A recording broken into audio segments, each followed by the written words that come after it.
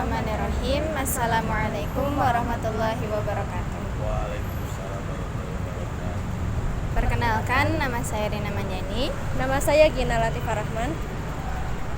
Di sini kita akan berbagi cerita di lingkungan Masjid Hijrah ini bersama Kang Ebul.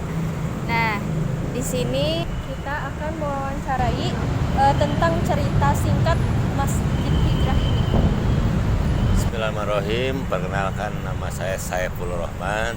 Saya salah satu pendiri dari Masjid Hijrah bawah jembatan tol Buah Batu. Sebelumnya saya kasih tahu sedikit dulu ya. Masjid Hijrah berada di lokasi percis tepatnya di bawah jembatan tol Buah Batu. Kalau dari arah Buah Batu menuju arah Bojong Soang, dari arah Bojong Soang menuju arah ke Kota Bandung ke Buah Batu. Kenapa bisa didirikan sebuah masjid di sini? Singkat cerita, karena melihat fenomena 20 tahun lebih perjalanan dan kondisi di area dalam bawah jembatan tol ini adalah banyak sekali, sering saya ungkapkan di YouTube atau di media lain, tempat banyaknya kemaksiatan. Di sini ada perjudian, di sini ada kemaksiatan dalam hal penikmatan seksual gitu ya, seksual bebas. Terus ada juga hammer, terus ada juga di sini narkoba gitu kan, yang memang bukan tempatnya, tapi dijadikan beberapa oknum, sebagian oknum preman juga yang membuat tempat ini terus puluhan tahun memunculkan atau mengkhawatirkan regenerasi kita sebagai penerus ya, tentunya adik-adik kita yang mana menikmati apa yang oknum-oknum boleh dibilang kemungkaran ini betah di sini gitu. Nah, artinya alhamdulillah proses berjalan 3 tahun dengan mungkin banyak cobaan, ujian yang dihadapi, alhamdulillah bisa jadi seperti ini. Yang mudah-mudahan kedepannya satu, membawa kemaslahatan tempat ini, khususnya karena saya kembali juga dari mantan sebuah anak geng motor ya, yang mana di sana juga banyak kaum genjetnya, yang artinya di dalam geng motor itu ya hal baik itu asing, karena memang di sana itu dengan solidaritas tinggi yang kuat, tapi kemungkarannya juga kuat. Karena apa? Kejarnya siapa pokoknya yang senang berantem, karena sesama geng motor lain dianggap musuh. Nah, sedangkan kan di Islam kita kan tidak boleh seperti itu. Nah, untuk Masjid Hijrahnya alhamdulillah sudah berjalan seperti itu. Paling itu singkatnya ya Masjid Hijrahnya. Jadi berdiri sudah dari 1 Ramadan 1446 ya. Ke Ramadan sekarang mungkin 3 tahun. Itu teh. Apalagi nih. Selanjutnya untuk permasalahan dan solusi yang pernah Ustadz temui di masjid ini, salah satunya pengaruh buruk dari media sosial itu apa, Pak? Media sosial kan di zaman-zaman sekarang ya, apalagi di tahun-tahun sekarang itu kan semenjak bebasnya terus meskipun edukasi dari orang tua atau dari para mubalik gitu ya tentang pentingnya cara aman atau cara islami untuk menghindari serangan masif yang dilancarkan oleh kaum kafir, ya yang saya rasakan di sini adalah kebanyakan dari media sosial ini tentunya membawa suatu penyakit dan bumerang. Kenapa membawa suatu penyakit bumerang? Memang setiap yang datang atau setiap yang saya alami ke sini, masalahnya satu gitu kan. Kaum genjet selain memang mudah mengakses media sosial, dia lebih mengutamakan sisi kemungkarannya itu perjudian online, pinjaman online gitu kan. Terus bikin satu komunitas di media sosial yang isinya memang sesuatu kemungkaran. Misalnya mereka tidak melalui langsung kata langsung, tapi memberikan sinyal bahwa barang narkoba tuh ternyata ada di sini nih, bertukar, terus sampai bikin sesuatu, oh ternyata murah ya di agen ini, itu juga dapat dari media sosial gitu kan. Nah, terus banyak lagi kasus-kasus yang sampai mau bunuh diri sekalipun. Di sini ada 2 orang sampai ada 2 ginjal ya. Gara-gara kasus dari apa? Pinjaman online. Ya, yang satu 4 mobil, 2 motor. Yang satu adalah seorang pramugara di salah satu maskapai, sampai dia harus bayar hutang ratusan juta dan dia jual ginjalnya. Dan itu terjadi di sini. Nah, setelah kita mendengar dari keluhan mereka gitu kan, keluhan mereka, alhamdulillah memang perlu waktu lama sekitar 6 bulan untuk memulihkan gitu kan, bagaimana mereka agar pulih bahwa penyesalan itu tidak berakibat ke bunuh diri kan, yang diawajar kita kan bunuh diri gitu kan ya. Nah itu makanya cara mensiasatinya adalah kembali lagi ke fitrah, bahwa cara menanggulangi yang saya lakukan di sini adalah dihilangkan dulu itu handphone bagi orang-orang yang bermasalah di sini, karena handphone ini sangat-sangat mengganggu. Dan itu alhamdulillah berhasil ya, meskipun memang perlu waktu, karena ketika mereka lari lagi ke handphone dengan tidak dibekali sebuah agama, apalagi sebuah akidah ya, tentunya yakin akan balik lagi. Karena banyak sedikit, bolehlah Teteh nanti survei gitu kan, orang bilang pemuda hijrah, sudah hijrah balik lagi, banyak itu.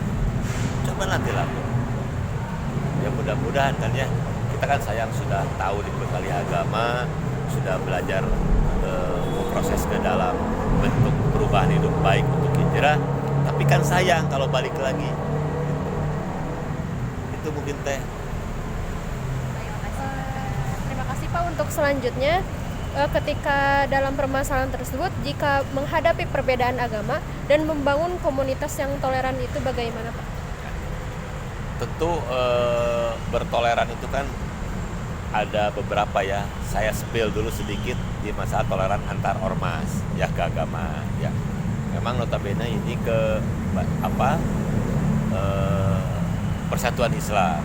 Tentu kan di sini ada saudara kita dari Nahdlatul Ulama, dari Muhammadiyah gitu kan, atau dari yang lainnya. Nah, komunikasi yang saya jalin adalah ketika saya bersilaturahim kepada para tokoh-tokoh NU, para tokoh-tokoh Muhammadiyah, dan mengajak beliau-beliau, para mubaliknya, ya para ustadznya, dengan keberadaan masjid ini yang memang bukan memberitahukan bahwa ini persatuan terus kita tidak menjalin satu rahim gitu kan. Nah, dalam hal keagamaannya tentunya fikihnya kita tidak saling mengganggu gitu kan. Tapi secara bagaimana menjalin dengan Nahdlatul Ulama, Mubalik Nahdlatul Ulama, Muhammadiyah, bagaimana cara mengantisipasi masalah yang terjadi di kaum Genja tentang keagamaan, tentang bagaimana hablum minanas, tentang bagaimana bermasyarakat, tentang bagaimana cara menjaga akhlak gitu kan. Contoh kecilnya gini, pernah contoh kecil. Kemarin kan musim-musim telolet nih. Ya, musim-musim telolet. Kita kan nggak nuduh itu bahwa itu grupnya ini. Tapi kan sepanjang jalan ini tuh anak-anak joget. Ya, saya datang kepada MUI, datang ke ustadz setempat, bagaimana nih fenomena ini. Ketika adan mereka susah. Tapi ketika ada telolet mereka tahu jadwalnya loh. Sampai joget-joget kan gitu. Kan ini sebuah penyakit yang suatu lama akan membahayakan generasi gitu kan. Akhirnya diskusilah kami bersama para mubalik dari Nahdlatul Ulama, terus dari ketua MUI-nya, bagaimana agar di sini itu tidak terjadi bis itu membunyikan telolet sehingga anak-anak sudah lupa gitu. Jadi kalau ada itu mereka nggak ada sampai sholat, tapi ketika mereka dengar telolet di jadwal bis, hari itu penuh. Kan ini kan bahaya bagi kami, bagi umat Islam ya. Tentunya kan masa gitu kan, regenerasi kita yang begini gitu ke depan. Nah itu kan menjadi PR nih dari Muhammadiyah, dari NU, bagaimana cara menyekat agar fenomena ini di masing-masing itu peduli gitu kan. Mereka misalkan mau dari masjid masing-masing, bagaimana menyikapi anak-anak ini agar pada saat bis itu berbunyi mereka tidak ada di pinggir jalan untuk joget, untuk apa ya, sehingga lupa. Tapi ketika sholat kok mereka nggak ada di masjid ya. Saya dari sini adalah memberikan ruang wifi pada anak-anak itu, memberikan wifi, mengajak mendingan mabar di sini atau apa di sini, terus kita kasih snack. Itu pernah saya coba dan itu berhasil sampai mereka mau loncat gitu kan, sejadah di gimana perang apa, yang penting mereka berdiam di masjid, mencintai masjid. Ketika adan mereka diam, itu aja. Jadi kan fenomena sekarang itu apa, generasi dari sekarang itu jauh dari masjid. Karena apa? Mungkin ada sebagian dari DKM atau pengurus terlalu keras kepada mereka, atau tidak memiliki fasilitas yang mana kita harusnya lebih peka. Anak sekarang nih yang SD ke SMP, daripada mabar di luar gitu kan ya, tidak terkontrol, sudah di area masjid aja gitu. Kita kasih snack, kita kasih makanan dengan kemampuan kita gitu kan. Tapi memberikan mereka itu bahwa pengurus masjid itu membuat tenang pada mereka, membuat ruang. Sok kalau mau main mabar itu, Mobile Legend kan atau main apa, nggak dikasih password WiFi-nya. Tapi ketika adan, kita coba dulu berhenti, adan dulu yuk. Sampai saya bilang sering itu, saya cinta masjid, agar apa? Ya siapa lagi yang mau memakmurkan masjid gitu kan? Fenomena sekarang kan di komplek mau di mana, kakek-kakek, anak-anaknya kemana, remajanya kemana, apalagi orang-orang dewasa yang udah tua kan sudah jarang kan? Ya itu yang sering kita komunikasikan. Untuk hal-hal masalah rupiah dengan seperti itu kita tidak pernah libatkan, tidak pernah bahas atau perdebatkan tentang bagaimana seorang fikihnya sholat gitu kan, itu semuanya sudah saling paham. Tapi bagaimana cara memutus rantai kemungkaran yang mana bakal memunculkan ke regenerasi gadget ini, merusak akhlak dan tentu akan meruntuhkan agamanya. Itu paling. Terima kasih Pak. Untuk selanjutnya, Jadi kan dari segala permasalahan dan bagaimana membangun tauhid kepada Gen Z yang telah terjadi tadi di Masjid Hijrah. Ya. Ketauhidan berarti kan mengesahkan Allah. Kita yakin segala sesuatu itu kan diciptakan Allah. Terus melaksanakan sebuah perintah dan menjauhi larangan ini kan tidak mudah ya Teh ya. Tidak mudah sekali. Apalagi yang tadi permasalahan kaum Gen Z ini kan sebetulnya tidak bisa dijadikan suatu solusi oleh para mubali, tapi kan dari rumahnya masing-masing. Ya, setiap anak mempunyai ibu bapak, bagaimana ibu bapak ini menjadi mubalik bagi anaknya, kan gitu ya. Ketika memang tauhid mereka itu kuat, otomatis anak tersebut berada dimanapun juga sudah kuat, gitu kan. Tapi ketika berkumpul dengan teman-temannya, gitu kan, ketika tauhid yang tidak kuat, ada yang lebih ngajak ke sesuatu, itu akan terbawa. Sementara yang saya lakukan di geng motor itu bagaimana memunculkan mereka, mengintereskan mereka adalah mereka meyakini bahwa semua kita itu memang harus mengakui apapun itu dari Allah, perjalanan ini, dari mulai kehidupan, dari mulai rezeki, dari mulai kondisi, dari mulai kodok-kodarnya, harus memang memang semuanya Allah yang ngatur, gitu kan. Nah, keyakinan itu kan tidak akan pernah tercapai kalau mereka itu tidak kita paksa, tidak kita undang, kita rangkul untuk menghadiri sebuah kajian ilmu. Nah, makanya di sini tuh kita adakan rutin kajian keilmuan. Untuk apa?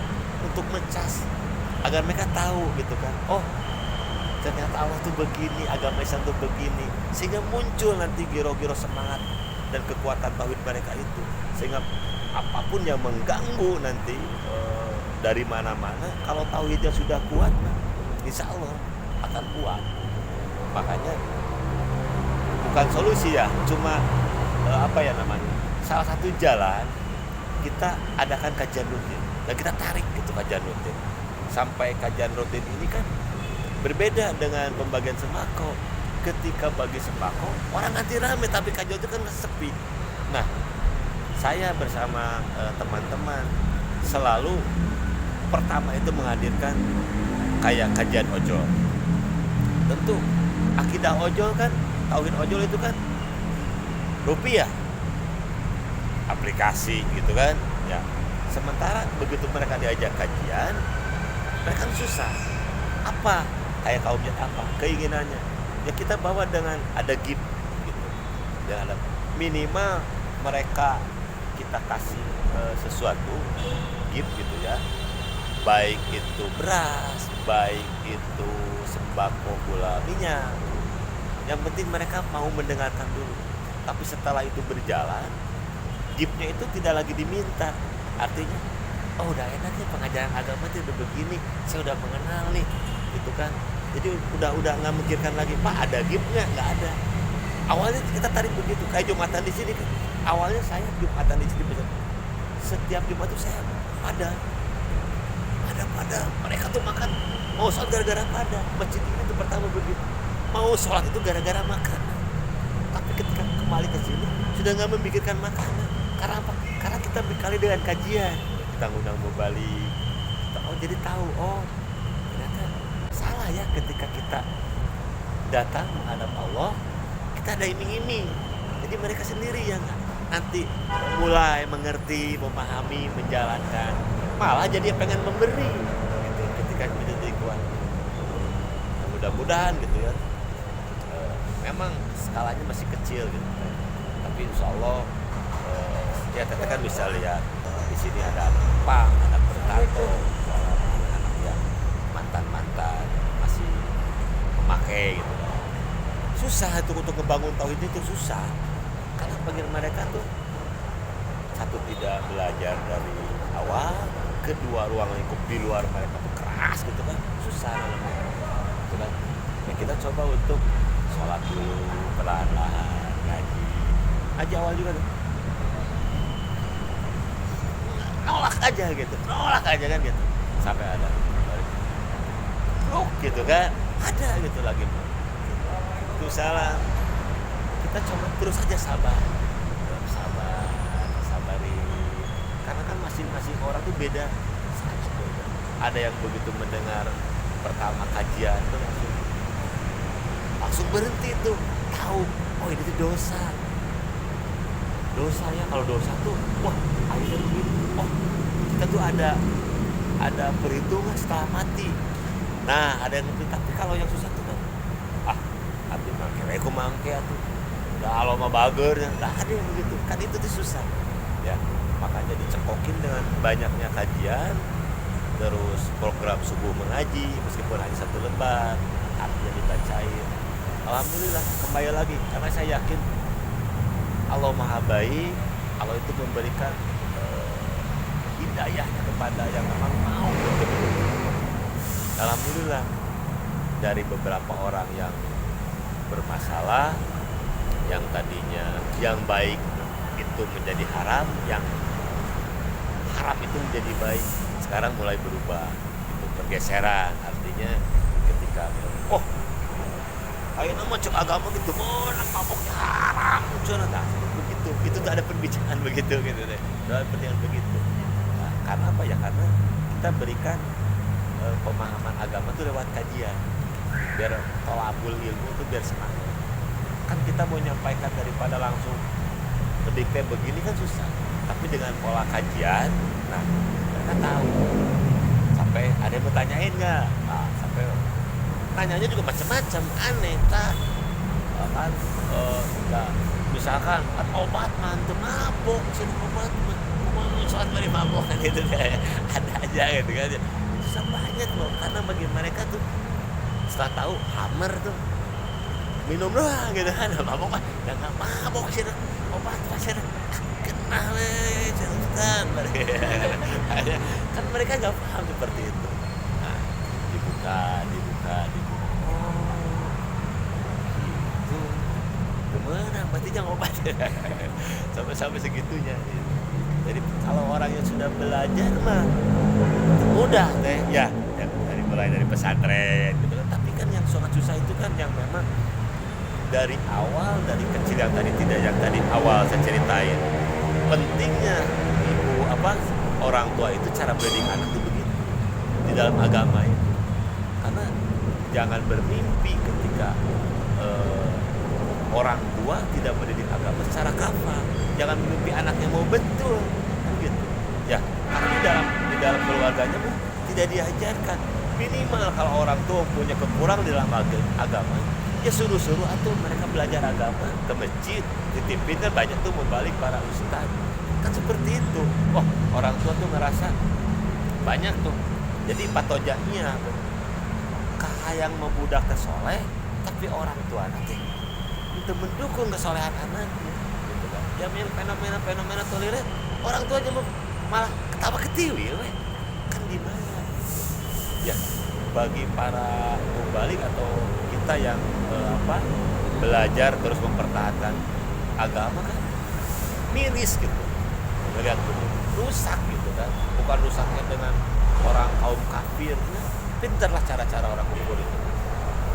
Nah, salah satunya itu kita banyakin kajian, kita banyakin diskusi agama gitu kan, juga kita banyakin tanya jawab, ada waktu-waktu tanya jawab.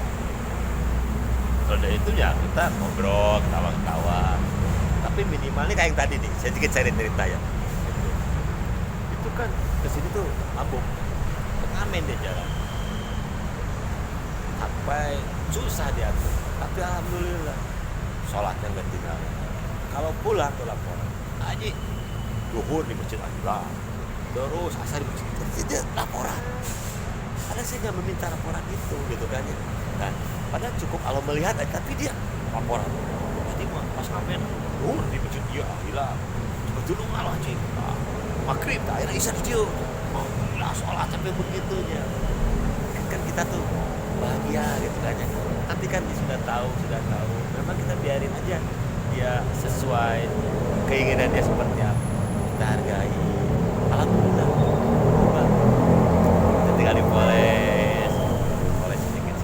Makanya kebanyakan untuk kajian di sini kan tentang tauhid yang dibahasnya. Tema-temanya bab tauhid pun judulnya berbeda-beda gitu kan. Agar ada interest, ada giro, terus ada mengakui bahwa segala sesuatu kita itu memang semuanya diatur Allah. Ya. Musibah atau kesenangan semuanya izin Allah. Pokoknya mereka tuh merasakan sudah berdamai dengan diri sendiri ketika gidik ngamuk awalnya sepi, tapi ketika alhamdulillah cuma rezeki akhirnya 15.000 hari ini kan mereka sendiri, dia sendiri yang mencoba kan hasil dari kajian tadinya wah hujan kebenaran pusing kan gitu. Tapi ketika dengan kajian diskusi terus kita saling ngobrol, alhamdulillah meskipun hujan yang penting pulang selamat Haji itu kan mereka sendiri yang keluar hasil dari kajian, akhirnya mereka bersyukuri gitu. Jadi asalnya mengeluh dengan kondisi hujan, terus dengan pendapatan sudah keliling ke sana kemari, hasil tidak memuaskan, ada mengeluh wajar gitu. Kita sedikit kalah, nggak langsung, oh kamu tuh enggak, males dulu, ngajak kopi dulu, baru kita lulus. Pada saat hatinya sudah nikmat, nyaman, kita susupin agama sedikit-sedikit. Allah memberikan pahala sabar. Kenapa? Akhirnya mereka sendiri kan, ya memang ada karakter beda. Alhamdulillah 15.000 ya Allah, abdi dalam keadaan selamat kemudian kan mereka tidur di sini semua. Ini ngejajar penuh nih. Iya, kata saya sekian gitu. Pakai ya, itu penuh kasih tidur di sini kita itu. Jadi yang memang cerai dengan rumah tangganya, yang tanpa orang tua. Alhamdulillah, kenapa? Alhamdulillah. Daripada mereka ada di keliling preman, bahaya. Ya, saya bersyukur Allah mengirimkan dan saya tidak pernah berangkat. Setiap datang, alhamdulillah. Pernah dari jamin mudah, wabi dirawat. Bagi saya mungkin pahala gitu kan, untuk coba kembali dia lah kejar agama lagi secara betul-betul perlahan banyak hutang. Tapi saya yakin Allah itu dahsyat, paham meskipun prosesnya berbeda. Alhamdulillah. Tapi nanti saya kirim video itu penuh TikTok saya tuh ya, Saiful Masjid Hijrah, lihatlah dari awal. saya kan suka mainnya di TikTok doang ya, kalau di Facebook tapi kurang suka gitu. Kalau TikTok kan bisa bikin video, itu alhamdulillah ya. Ya boleh minta bantuannya juga, bolehlah sedikit tentang Masjid Hijrah ini ya. Artinya mudah-mudahan inspirasi, apalagi kaum mujahid ya, istilahnya pesannya sih jangan menjadi orang tidak baik dulu, atau misalkan jangan mantan geng dulu. Minimal mereka itu terdidik dari akidah yang baik, sehingga apa? Sehingga Islam ini kan sama siapa lagi yang berbeda. Makanya saya bilang tadi ke para mahasiswa, jangan berkoar ayo gitu kan, bidang agama sholat subuh kesiangan, mau gimana kita kuat ya kalau sholat subuh udah kesiangan jadi masjid deh.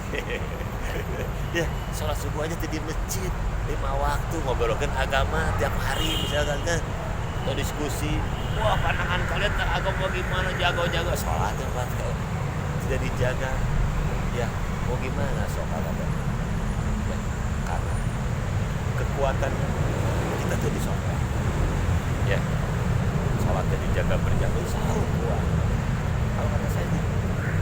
Apalagi sholat subuh gitu kan, subuh asal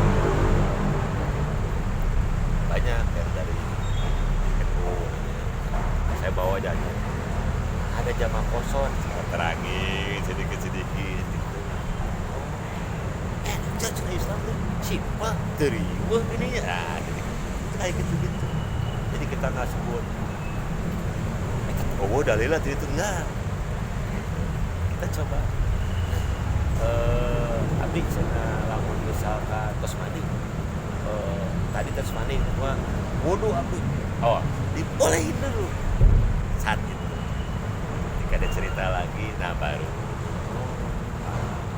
terus dia ternyata kan minimal yang baru-baru aja begini, setelah sholat tuh pergi aja, ada zikir dulu kan gitu, kita biarin dulu.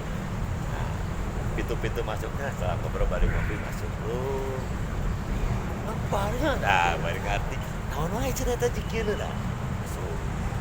Emang bener-bener yang ambil tuh Pak, bukan mereka tidak tahu, mereka pada bumbu bimbing. Nah siapa lagi ya, alhamdulillah mohon bantuannya juga kepada teteh-teteh yang berdua ya, mudah-mudahan kita itu diberikan istiqomah ya dalam menjalankan merawat agama kita sendiri Islam, juga dijauhkan dari jiwa munafik gitu kan ya, yang hanya bisa menyampaikan tapi tidak memperlakukan, menerangi orang lain tapi kita sendiri ya tidak menjalankan. Paling itu kan ya. Baik, terima kasih Ustadz yang setelah memberikan cerita dan telah memberikan ilmu kepada kita. Semoga ilmunya bisa bermanfaat khususnya untuk kita, dan Terima kasih atas ilmu yang didapat. Lalu tentang Masjid Hijrah ini sangat menjadi termotivasi dan inspirasi bagi kita semua. Terima kasih. Baik, cukup sekian dari kita. Wassalamualaikum warahmatullahi wabarakatuh.